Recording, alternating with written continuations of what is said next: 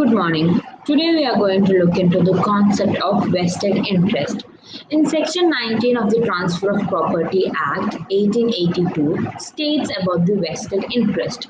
It is an interest which is created in favor of a person where time is not specified or a condition of the happening of a specified certain event. The person having the vested interest does not get the possession of the property but has the expectancy to receive it upon happening of a specified certain event. Now let's say, for example, A promises to transfer his property to B on him attaining the age of 22. B will have the vested interest in A's property till the time he does not get the possession of it. Now the death of the person who is having this interest will not have any effect over the interest as after the deceased, and the interest will vest in his legal heirs, which means, let's say, take the same example. If B dies at the age of 21, then the interest vested in B will be on the legal heirs of B and they will be entitled to the property in the prescribed time period. There are important aspects of vested interest. Now let's look into each. The first one is interest should be vested. This is the basic meaning of the provision that lays down that interest should be created in favor of a person where time is not specified for a condition of happening of a specified certain event.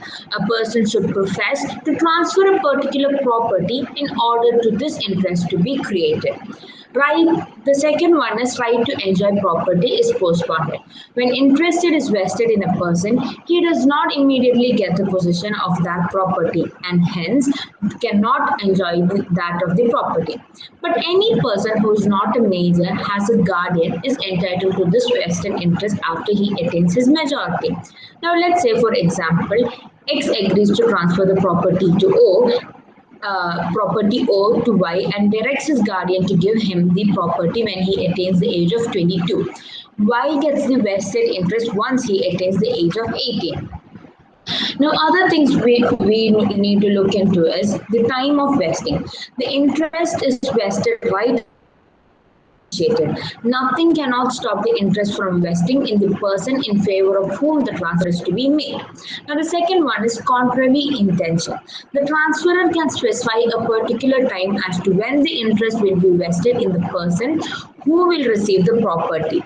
And third is the death of the transferee. If the transferee dies before getting the property in his possession, the interest vested in him will now vest in his legal heirs and they will get the possession of the property once the condition is fulfilled. Now let's look into a case law. So the first one is Lachman versus Baldio. So in this, a person transferred a deed of gift in favor of another person but directed him that he will not get the possession of that property until the transferor himself dies. Now here, the transferee will have a vested interest even though his right of enjoyment is postponed. Now let's look into a few of the characteristics of the vested interest. First one is vested interest creates a present right that is in effect immediately. Although the enjoyment is postponed to the time prescribed to the transfer, it does not entirely depend on the condition as the condition involves a certain event. Second one is death of transferee. Death of transferee will not render the transfer invalid as the interest will be passed on to his legal heirs. Vested interest is a transferable and heritable right. Now Section 20 of the Transfer of Property Act 1882 states that vested interest to an unborn child. The interest in the property will be vested in him once he is born. The unborn child may not get the right of enjoyment of the property immediately after having the vested interest. So this is what vested interest means. I hope you understood. Thank you.